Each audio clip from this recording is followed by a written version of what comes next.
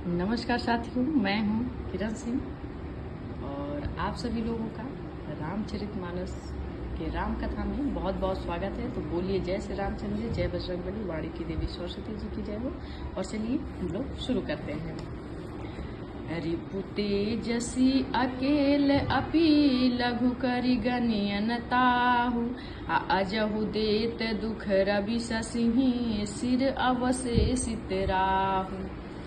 तेजस्वी शत्रु अकेला भी हो तो उसे छोटा नहीं समझना चाहिए। जिसका सिर मात्र बचा था वह राहु आज तक सूर्य चंद्रमा को दुख देता है।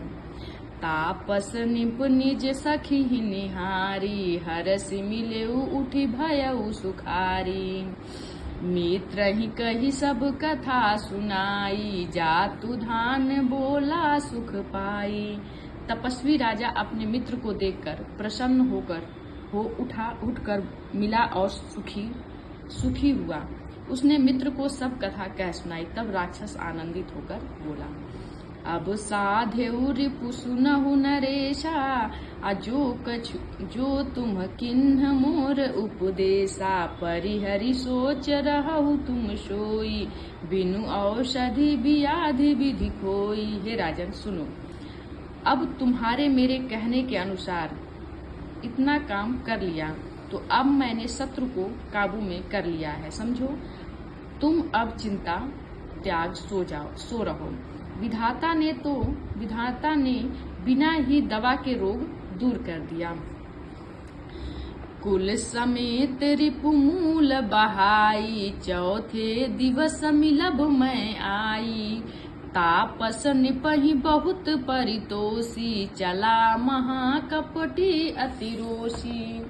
मतलब महाकपटी अतिरोषी कुल सहित शत्रु को जड़ मूल से उखाड़ बहाकर आज से चौथे दिन मैं तुमसे आ मिलूंगा। इस प्रकार तपस्वी राजा को खूब दिलासा देकर वह महामायावी और अत्यंत क्रोधी राक्षस चला।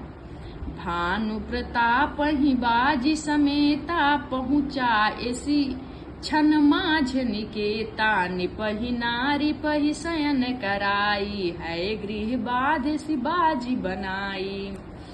उसने भानु प्रताप राजा को घोड़े सहित क्षण भर में घर पहुंचा दिया। राजा को रानी के पास सुलाकर घोड़े को अच्छी तरह घुड़साल में बांध दिया।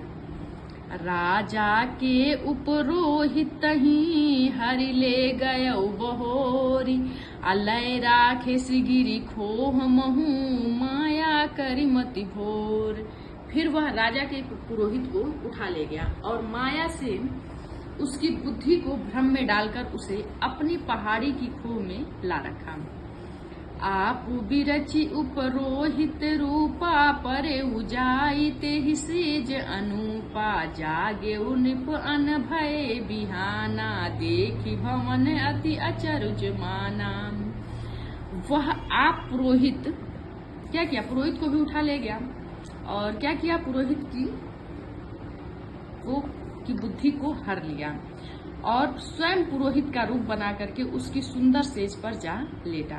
राजा सवेरा होने से पहले ही जगा और अपना घर देखकर उसे बड़ा आश्चर्य माना कि मैं तो जंगल में था, कैसे अपने घर आ गया। मोनि महिमा मन महु अनुमानी, उठे गमहि जेहि जान नरानी। कानन गयउ बाजी चढ़िते ही, पुर नर नारी न जाने केही। मन में मुनि की महिमा का अनुमान करके वह धीरे से उठा, जिसमें रानी न जान पाए। फिर उसी घोड़े पर चढ़ के वन को चला। नगर के किसी भी स्त्री पुरुष ने नहीं जाना। गए जाम जुग भूपति आवा, घर घर उत्सव बाज बधावा। उपरोहित ही देखी जब राजा, चकित बिलो की सुमिर सोई काजा। दोपहर बीत जाने पर राजा आया। घर घर उत्सव होने लगे और बधावा बजने लगा। जब राजा ने पुरोहित को देखा तब अपने उसी कार्य का स्मरण कर उसे आश्चर्य से देखने लगा। जुग समनि पहि गए दिन बीती, कपट मुनि पद रहमति लीनी, समय जानी उपरोहित आवा, निपहि मते सब कही समुझावा। राजा को 3 दिन युग के समान लग रहे थे। जो 3 दिन का समय था वो राजा से जल्दी कट नहीं रहे थे। उसकी बुद्धि कपटी मुनि के चरणों में लगी रही। निश्चित समय जानकर पुरोहित बना हुआ राक्षस आया और राजा के साथ हुई गुप्त सलाह के अनुसार उसने अपने सब विचार उसे समझाकर कह दिए। निपहर से पहचानी गुरु, भ्रम बस रहा न चेत, अबरे तुरत सत सहस बर, विप्र कुटुम्ब समेत। संकेत के अनुसार गुरु को उस रूप में पहचान कर राजा प्रसन्न हुआ। भ्रमवश उसे चेत न रहा कि यह तापस मुनि है या काल केतु राक्षस। उसने तुरंत 1 लाख उत्तम ब्राह्मणों को कुटुंब सहित निमंत्रण दे दिया। उपरोहित जेवनार बनाई, छरस 4 विध जस श्रुति गाई, माया मैं तेहि किन्ह रसोई, व्यंजन बहुगनि सकई न कोई। कह रहे हैं कि उपरोहित ने 6 रस और 4 प्रकार के भोजन जैसा कि वेदों में वर्णन है बनाए। उसने मायामयी रसोई तैयार की और इतने व्यंजन बनाए कि जिन्हें कोई गिन नहीं सकता। इतना व्यंजन बना दिया कि उसे गिनना कठिन था। विविध मृगन अस आमिष राधा, तेहि महु विप्र मासु खल साधा, भोजन भोजन कहु सब विप्र बुलाए, पद पखारी सादर बैठाए। अनेक प्रकार के पशुओं का मांस पकाया और उसमें उस दुष्ट ने ब्राह्मणों का मांस मिला दिया। सब ब्राह्मणों को भोजन के लिए बुलाया और चरण धोकर आदर सहित बिठाया। परुसन जब ही लाग मही पाला, भय आकाश बानी तेहि काला, विप्र वृंद उठी उठी गृह जाऊ, है बड़ी हान अन्न जनिका खाऊं। ज्यों ही राजा परोसने लगा उसी काल केतु कृत आकाशवाणी हुई, हे ब्राह्मणों, उठ उठकर अपने घर जाओ, यह अन्न मत खाओ, इसमें बड़ी हानि है, इस अन्न को खाने में बड़ी हानि है।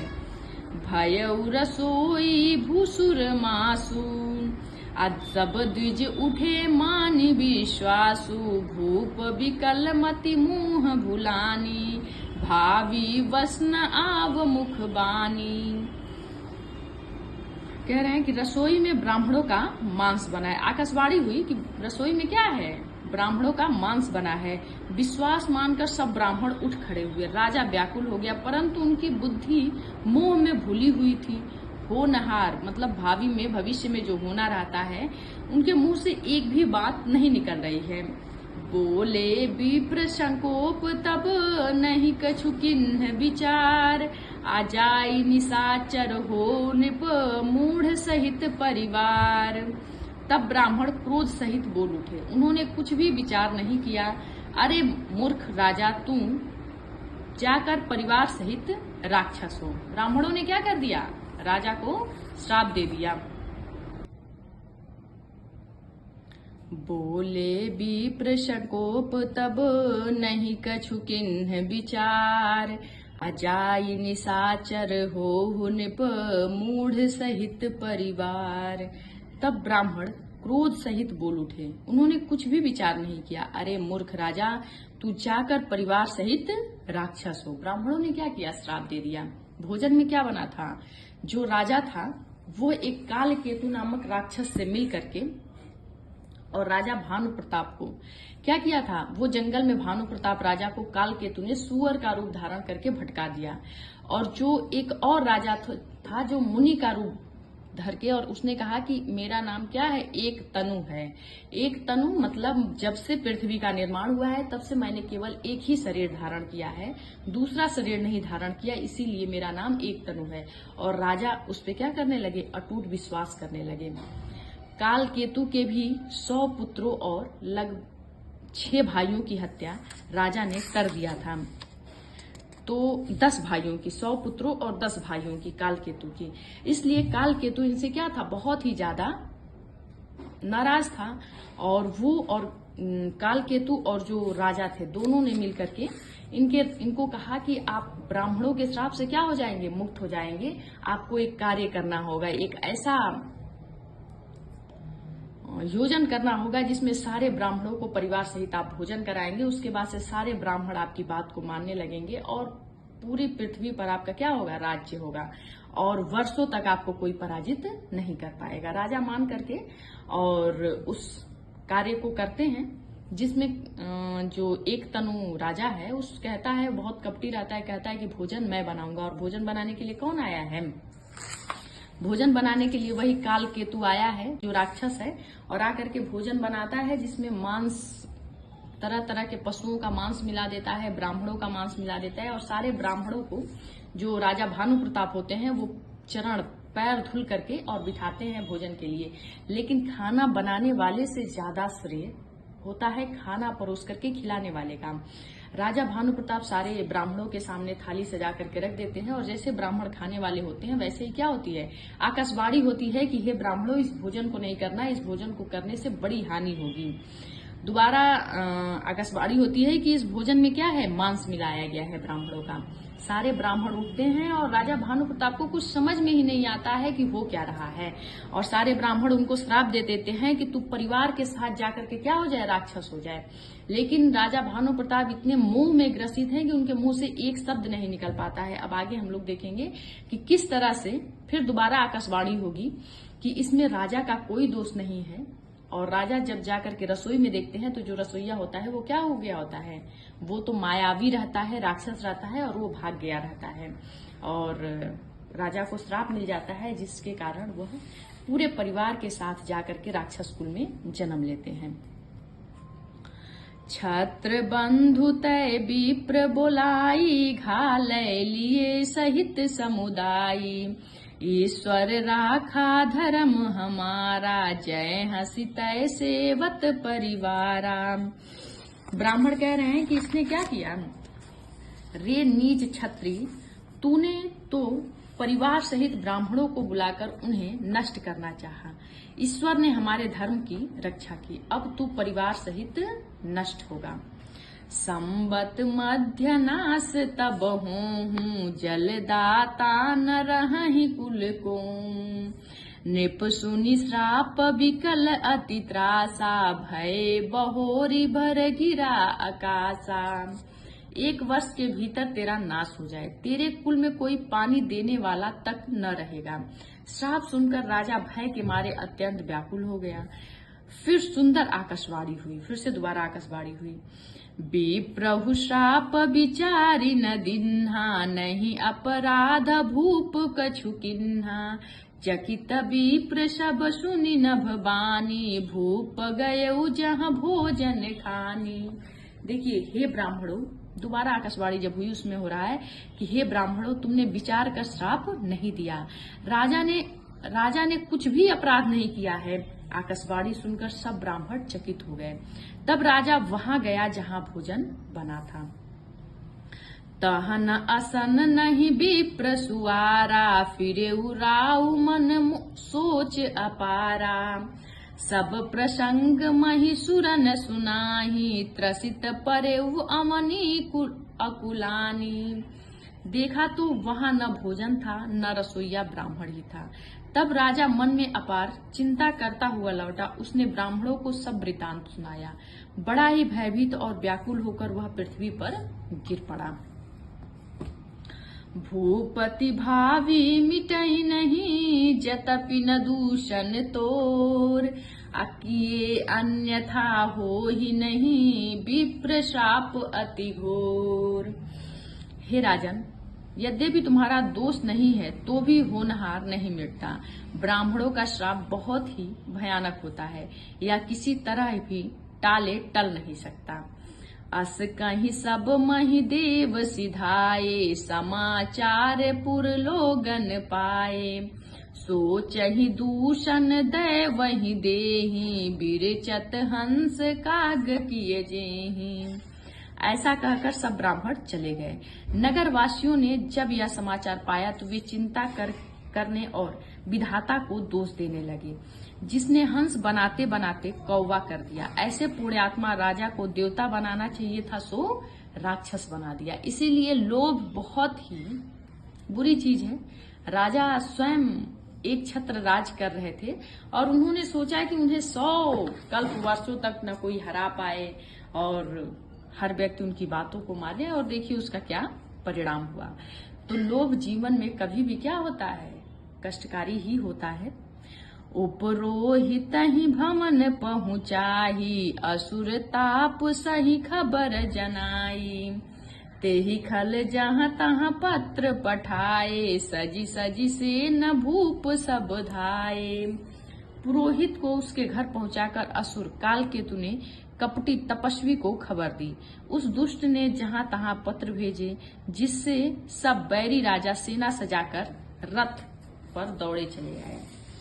राजा ने क्या किया, कालकेतु ने ये सब जानकारी अपने मित्र कपटी राजा को दिया और उस राजा ने जितने भी पराजित राजा थे सबको पत्र पहुंचाया और भानु प्रताप के राज्य के क्या किए, आक्रमण कर दिए। घेरे नि नगर निशान बजाई, विविध भांति नित होई लड़ाई। जूझे सकल सुभट करी, करनी बंधु समेत परेउ निप धरनी। और उन्होंने डंका बजाकर नगर को घेर लिया। नित्य प्रति अनेक प्रकार से लड़ाई होने लगी। प्रताप भानु के सब योद्धा शूरवीरों की करनी करके रण में जूझ मरे। क्या हुए, सारे योद्धा क्या हुए, रण में मारे गए युद्ध में। राजा भी भाई सहित खेद रहा था, मतलब वो भी युद्ध में लड़ाई कर रहे थे। सत्य के तु कुल को नहीं बाचा, विप्र श्राप किमि होई असाचा। रिपु जीत सब निप नगर बसाई, निजपुर गवने जय जसु पाई। सत्यकेतु के कुल में कोई नहीं बचा। सत्यकेतु राजा भानु प्रताप के पिता हैं। ब्राह्मणों का शाप झूठा कैसे हो सकता था। शत्रु को जीतकर नगर को फिर से बसाकर सब राजा विजय और यश पाकर अपने अपने नगर को चले गए। भारद्वाज सुनि जाहि जब, होई विधाता बाम। अधूरी मेरु सम जनक जमा, ताहि ब्याल समदाम। याज्ञवल जी कहते हैं कि हे भारद्वाज सुनो, विधाता जब जिसके विपरीत होते हैं तब उसके लिए धूल सुमेरु पर्वत के समान भारी और कुचल डालने वाली, पिता यम के समान काल रूप और रस्सी सांप के समान काट खाने वाली हो जाती है। काल पाई मुनि सुनि सोई राजा, भये उनि साचर सहित समाजा। 10 सिर ताहि 20 भुज दंडा, रावण नाम वीर बरी बंडा। हे मुनि सुनो, समय पाकर वही राजा परिवार सहित क्या हुए, रावण नामक राक्षस हुआ। कौन, भानु प्रताप राजा। उसके 10 सिर और 20 भुजाएं थी और वह बड़ा ही प्रचंड सूरवीर था। भूप अनुज अरिमर्दन नामा, भयउ सुकुंभ करण बल धामा। सचिव जो रहा धर्म रुचि जासु, भयउ विमात्रा बंधु लघुतासु। अरिमर्दन नामक जो राजा का छोटा भाई था वह बल का धाम कुंभकर्ण हुआ। उसका जो मंत्री था जिसका नाम धर्म रुचि था वह रावण का सौतेला भाई हुआ। नाम विभीषण जेहि जग जाना, विष्णु भगत विज्ञान निधाना। रहे जे सुत सेवक निपकेरे, भये निशाचर घोर घनेरे। उनका विभीषण नाम था जिसे सारा जगत जानता है।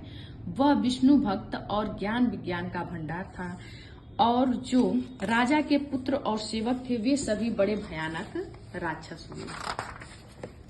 काम रूप खल जिनस अनेका, कुटिल भयंकर विगत विवेका।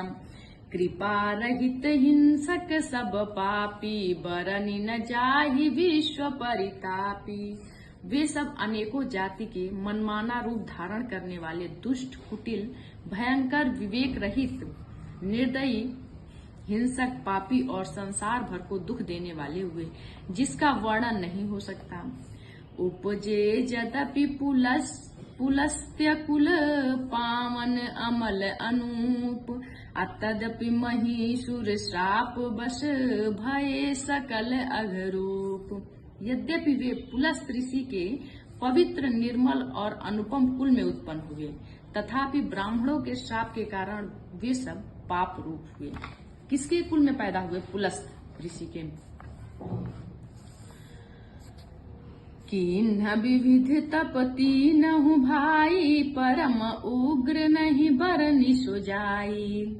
गयऊ निकट तप देखि विधाता, मांगहु बर प्रसन्न मैं ताता। तीनों भाइयों ने अनेक प्रकार की बड़ी ही कठिन तपस्या की, जिसका वर्णन नहीं हो सकता। उनका उग्र तप देखकर ब्रह्मा जी उनके पास गए और बोले, हे तात, मैं प्रसन्न हूँ, वर मांगो। कर बिनती पद गही 10 सीसा, बोले बचन सुनहु जगदीसा। हम काहू के मरहि न मारे, बानर मनुज जाति दुई बारे।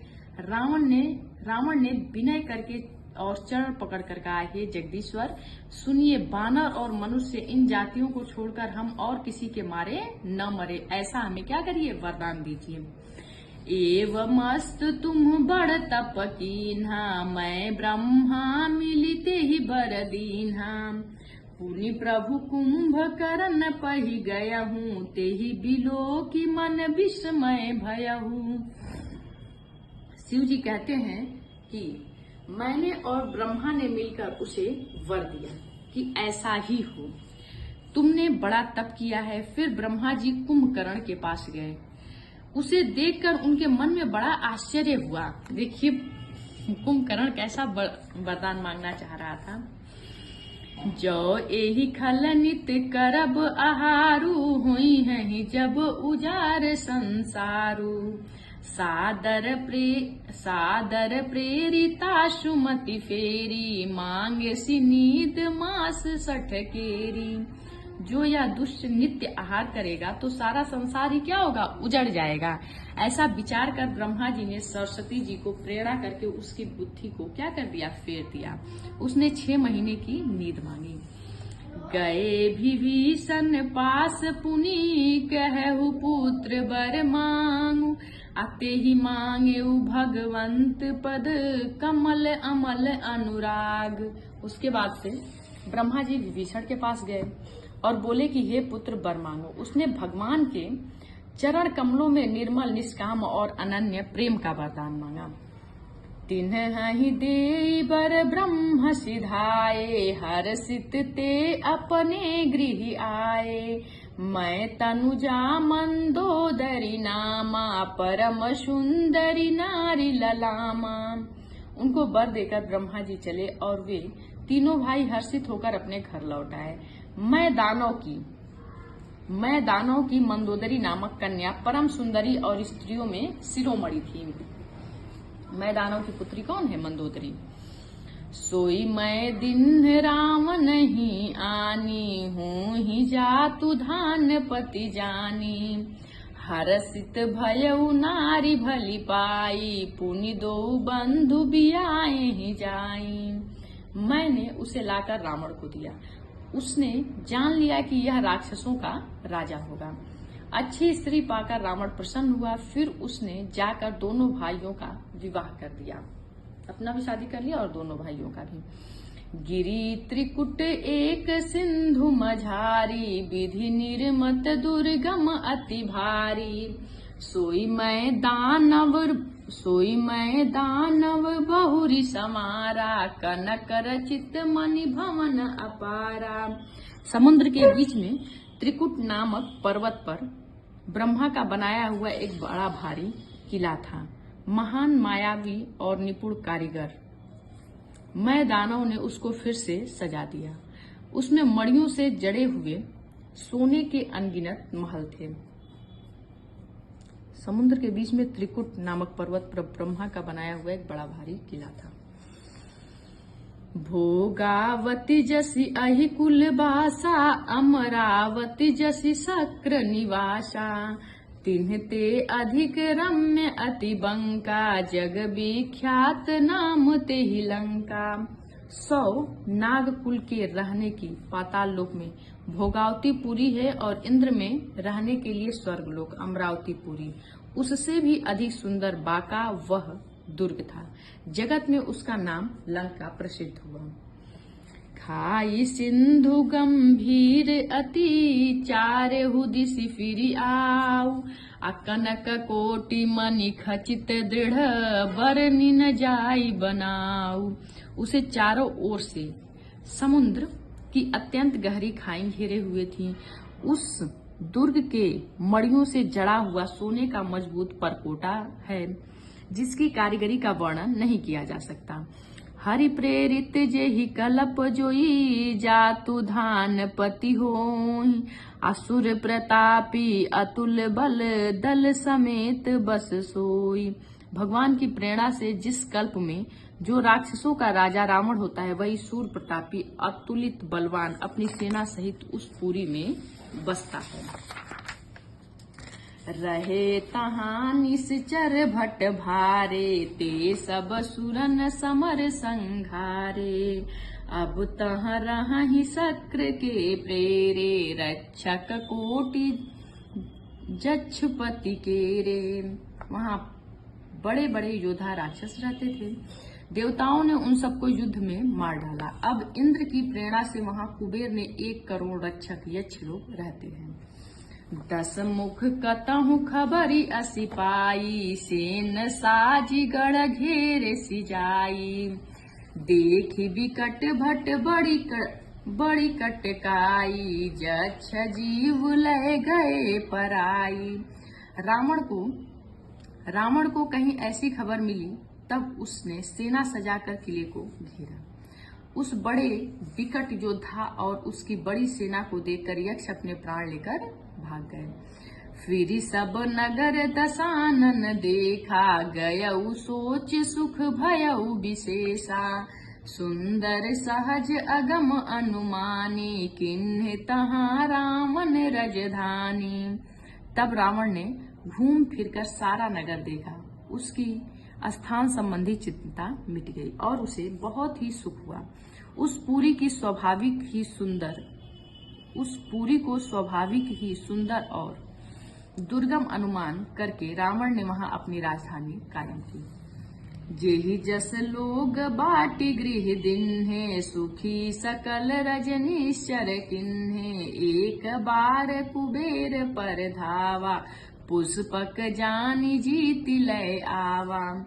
योग्यता के अनुसार घरों को बांटकर रावण ने सब राक्षसों को सुखी किया। एक बार वह कुबेर पर दौड़ा और उनके पुष्पक विमान को क्या किया, जीत कर ले आया। कौतुक कहीं कैलाश पुनि, लिन्ह सिजाई उठाई। मनहु तौल निज बाहु बल, चला बहुत सुख मान। फिर उसने जाकर एक बार खिलवाड़ में ही कैलाश पर्वत को उठा लिया और मानो अपनी भुजाओं का बल तौलकर बहुत सुख पाकर वहां से चला आया। सुख संपत्ति सुत सेन सहाई, जय प्रताप बल बुद्धि बढ़ाई। नित्य नूतन सब बाढ़त जाई, जिमि प्रति लाभ लोभ अधिकाई। सुख संपत्ति, पुत्र, सेना, सहायक, जय प्रताप, बल, बुद्धि और बड़ाई, ये सब उसके नित्य नए वैसे ही बढ़ते जाते जैसे प्रत्येक लाभ पर लोभ बढ़ता है। अति बल कुंभकर्ण अश भ्राता, जेहि कहु नहीं प्रतिभट जग जाता। करई पाई सोवई 60 मासा, जागत होहि तिहु पुर त्रासा। अत्यंत बलवान कुंभकर्ण सा उसका छोटा भाई था, जिसके जोड़ का योद्धा जगत में पैदा ही नहीं हुआ। वह मदिरा पीकर 6 महीने सोया करता था। उसके जागते ही तीनों लोकों में तहलका मच जाता था। जो दिन प्रति आहार कर सोई, विश्व बेगी सब चौपट होई। समर धीर नहीं जाई बखाना, तेहि सम अति वीर बलवाना। यदि वह प्रतिदिन भोजन करता तब तो संपूर्ण विश्व शीघ्र ही चौपट हो जाता। रणधीर ऐसा था कि जिसका वर्णन नहीं किया जा सकता। लंका में उसके ऐसे असंख्य बलवान वीर थे। बारिद नाद जेठ सुत तासु, भट महु प्रथम मलिक जग जासु। जेहि न हो हिरन सन्मुख कोई, सुरपुर नितहि परामन होहि। मेघनाथ रावण का बड़ा लड़का था, जिसका जगत के योद्धाओं में पहला नंबर था। रण में कोई भी उसका सामना नहीं कर सकता था। स्वर्ग में तो उसके भय से नित्य भगदड़ मची रहती थी। कुमुख अकंपन कुली शरद, धूम केतु अतिकाय। एक एक जग जीति सग, ऐसे सुभट निकाय। इसके अतिरिक्त दुर्मुख, अकंपन, ब्रजदंत, धूमकेतु और अतिकाय आदि अनेक योद्धा थे जो अकेले ही सारे जगत को जीत सकते थे। काम रूप जानहि सब माया, सपने तिनके धर्म न दाया।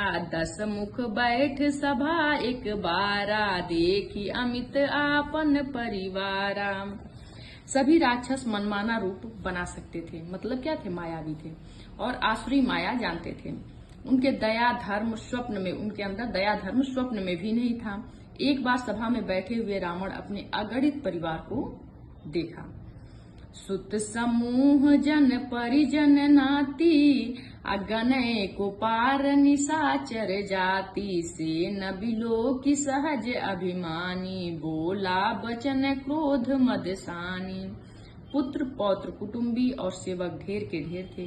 सारी राक्षसों की जातियों को तो गिन ही कौन सकता था। अपनी सेना को देखकर स्वभाव से ही अभिमानी रावण क्रोध और गर्व में सनी हुई बाणी बोला। सुनहु सकल रजनीश्वर जूथा, हमरे बैरी विबुध बरू था। ते सन्मुख नहीं करहि लड़ाई, देखी सबल रिपु जाहि पराई। हे समस्त राक्षसों के दलों, सुनो, देवतागण हमारे शत्रु हैं। वे सामने आकर युद्ध नहीं करते, बलवान शत्रु को देखकर क्या होते हैं, भाग जाते हैं। तिन्हि कर मरन एक विधि होहि, कहूँ बुझाई सुनहु सब सोई। द्विज भोजन मख होम सराधा, सबके जाई करहु तुम बाधा। उनका मरण एक ही उपाय से हो सकता है, मैं समझाकर कहता हूँ, रावण बता रहा है।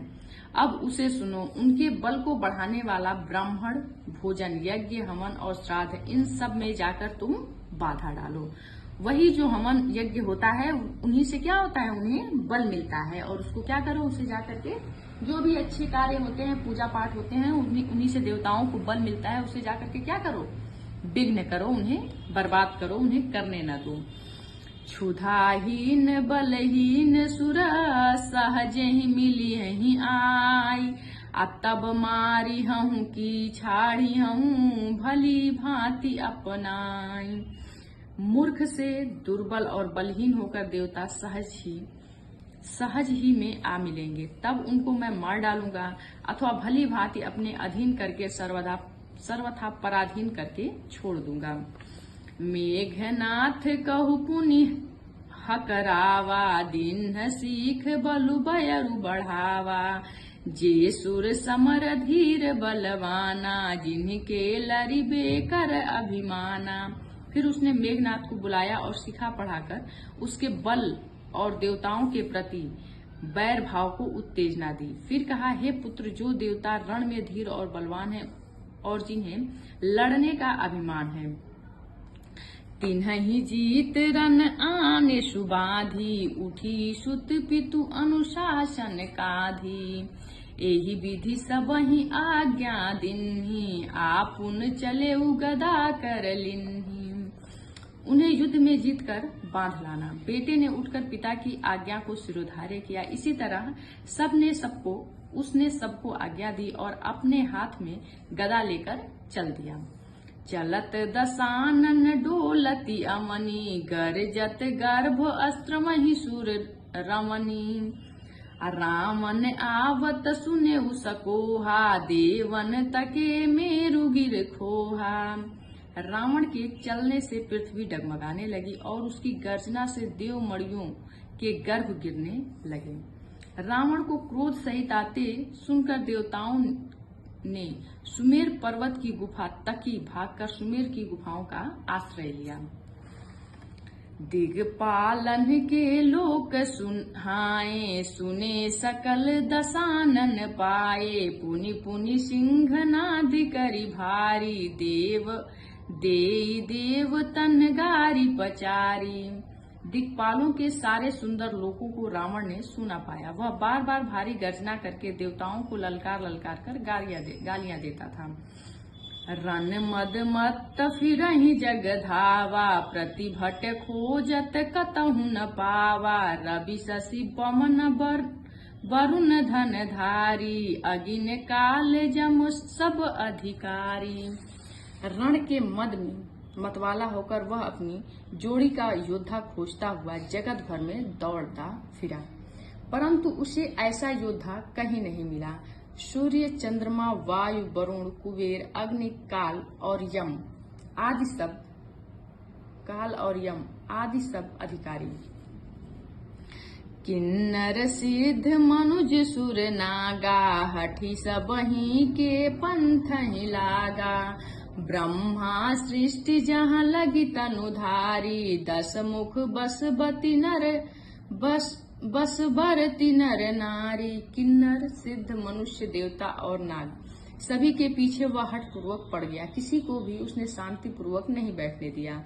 ब्रह्मा जी की सृष्टि में जहाँ तक शरीरधारी स्त्री पुरुष थे, सभी रावण के अधीन हो गए। अयसु करहि सकल भय भीता, नमहि आई नित चरण विनीता। डर के मारे सभी उसकी आज्ञा का पालन करते थे और नित्य आकर नम्रता पूर्वक उसके चरणों में सिर नवाते थे। भुज बल विश्व वश्य करी, राखे सिको न सुतंत्र, मंडलिक मणि रावण राज करहि निज मंत्र। उसने भुजाओं के बल से सारे विश्व को वश में कर लिया, किसी को स्वतंत्र नहीं रहने दिया। इस प्रकार मंडलिक राजाओं का शिरोमणि सार्वभौम सम्राट रावण अपनी इच्छा अनुसार राज्य करने लगा। देव जक्ष गंधर्व नर, किन्नर नाग कुमारी, अजीति बरि निज बाहुबल, बहु सुंदर बर नारी। देवता, यक्ष, गंधर्व, मनुष्य, किन्नर और नागों की कन्याओं तथा बहुत सी अन्य सुंदरी और उत्तम स्त्रियों को उसने अपनी भुजाओं के बल से जीतकर ब्याह लिया। इंद्रजीत सन जो कछु कहूँ, सो सब जनु पहिलहि करि रहूँ, प्रथम ही जिन्ह कहु आय सुदीन्हा, तिन्ह कर चरित सुनहु जो किन्हा। मेघनाथ से उसने जो कुछ कहा उसे उसने मानो पहले से ही कर रखा हो, अर्थात रावण के कहने भर की देरी थी। उसने आज्ञा पालन में तनिक भी देर नहीं की। जिनको रावण ने मेघनाथ से जिनको पहले ही आज्ञा दे रखी थी, उन्होंने जो करतूते की उन्हें सुनो, मतलब मेघनाथ ने जो किया। देखत भीम रूप सब पापी, निश्चर निकर देव परितापी, करहि उपद्रव असुर निकाया, नाना रूप धरहि कर माया। सब राक्षसों के समूह देखने में बड़े भयानक, पापी और देवताओं को दुख देने वाले थे। वे असुरों के समूह उपद्रव करते थे और माया से अनेक प्रकार के रूप धरते थे। जेहि विधि होई धर्म निर्मूला, सो सब करहि वेद प्रतिकूला। जेहि देशु धेन द्विज पावहि, नगर गाँव पुरु आग लगावहि। जिस प्रकार धर्म की जड़ कटे, वे वही सब वेद विरुद्ध काम करते थे। जिस जिस स्थान में वे गौ और ब्राह्मणों को पाते थे, उसी नगर, गांव और पूर्वे में आग लगा देते थे। शुभ आचरण कतहु नहीं को होहि, देव विप्र गुरु मान न कोई। नहीं हरि भगत यज्ञ तप ज्ञाना, सपने हूँ सुनिय न वेद पुराना। उनके डर से कहीं भी शुभ आचरण, ब्राह्मण भोजन, यज्ञ, श्राद्ध आदि नहीं होते थे। देवता, ब्राह्मण और गुरु को कोई नहीं मानता था। न हरि भक्ति थी, न यज्ञ, तप और ज्ञान था। वेद और पुराण तो स्वप्न में भी सुनने को नहीं मिलते थे। यानी चारों तरफ इनका हाहाकार मच गया था। जप जोग विराग तप मख भागा, श्रवण सुनई दस सीसाया। पुनि उठि धामई, रहे न पामई, धरि खल सब खालई खीसा। अस भ्रष्ट अचार भा संसारा, धर्म सुनिय नहीं काना। तेहि बहुविधि त्रासई, देश निकासई, जो कह वेद पुराना। जप, योग, वैराग्य, तप तथा यज्ञ में देवताओं के भाग पाने की बात रावण कहीं कानों से सुन पाता तो उसी समय स्वयं दौड़ता, कुछ भी रहने नहीं पाता। वह सबको पकड़कर विध्वंस कर डालता। संसार में ऐसा भ्रष्ट आचरण फैल गया कि धर्म तो कानों में भी सुनने में नहीं आता। जो कोई वेद और पुराण कहता उसको बहुत तरह से त्रास देता और देश से निकाल देता। बरनि न जाई अनीति घोर, निशाचर जो करही। हिंसा पर अति प्रीत, तिन्हके पाप ही कमन मिति। राक्षस लोग जो घोर अत्याचार करते थे उनका वर्णन नहीं किया जा सकता। हिंसा पर ही जिनकी प्रीति है और उनके पापों का क्या ठिकाना। मास परायण छठा विश्राम। तो बोलिए जय श्री रामचंद्र जी और जय बजरंगबली। वाणी की देवी सरस्वती जी का नमन करते हैं। और आप सभी श्रोतागण का बहुत बहुत धन्यवाद इतने धैर्य से रामकथा सुनने के लिए। और मैं आशा करती हूँ कि आप सभी खुश रहें, प्रसन्नचित रहें और रामकथा सुनते रहें। तो जल्दी मिलते हैं रामकथा की नए एपिसोड में। धन्यवाद।